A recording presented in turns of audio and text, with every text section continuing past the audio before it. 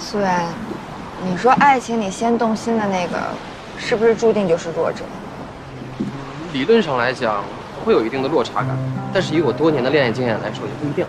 在了解清楚他跟大龙的关系之前，我对他确实有点感觉，甚至可以说是我先心动。但是你知道的，我这样的人首先考虑的是怎么保护自己。爱情在我这儿从来都不是脸必须，连调戏都算不上。所以，当你知道林沃的身份之后，你就开始利用他。这不是我的初衷，但我确实是这么做的。你看，就像我追娜娜，娜娜不喜欢我，那我就对她好啊，我没事我就黏着她。如果将来我不这么干了，那她肯定会不习惯吧？那到时候主动权还是在我这儿。高山不一样，他说有太多事情都比爱情重要。你听他跟你胡扯，他那是没遇到，他要是遇上对的人，爱情就是一瞬间的事儿，哪由他说了算？所以你也认为我不是那个人？我不是这个意思。我想说什么呢？我就是想说，高山这个人可能脑子有点短路，他根本不知道爱情是什么。可能他这将近30年过得也是睚眦必报的吧。也许是爱情来得太快了，或者是太猛烈了，或者被你吓到了。哎呦，反正你就现在，我觉得冷落他2天，让他好好反省反省。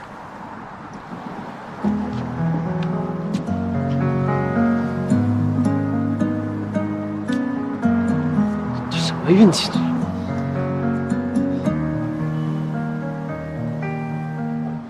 那你现在要和林沃分手，是因为你发现你爱上他了吗？我就是及时止损而已嘛。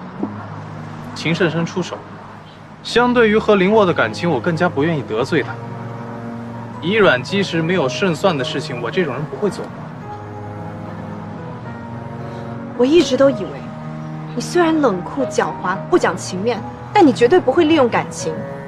我为什么鬼迷心窍，非要走这条路？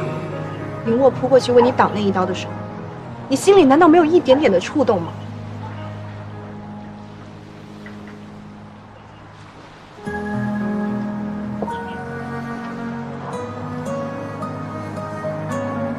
他很好，但是对我来说，他太好了。那你就更不应该这样对他。你不是一向明知不可为而为之的吗？为什么在他这里反而退缩了呢？那如果这份感情的利用多于心动，他还配得上林沃吗？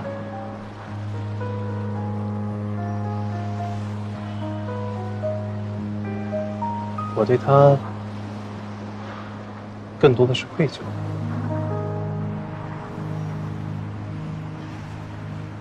你还真坦诚。阿丽萨，我的感情已经梳理完了，你介不介意帮我一忙？帮我去把林沃的感情也梳理完。用不着。林沃，林沃，你都提到了，你预备怎么梳理我的感情？对不起。没有什么好对不起的，反正我看人的眼光一向不行，多你一个无非就是让队伍更壮大些。终于不用再给你找理由了，我自己都觉得轻松了很多，何必自欺欺人呢？高山，我这样梳理我自己的感情，你满意了吗？我们分手。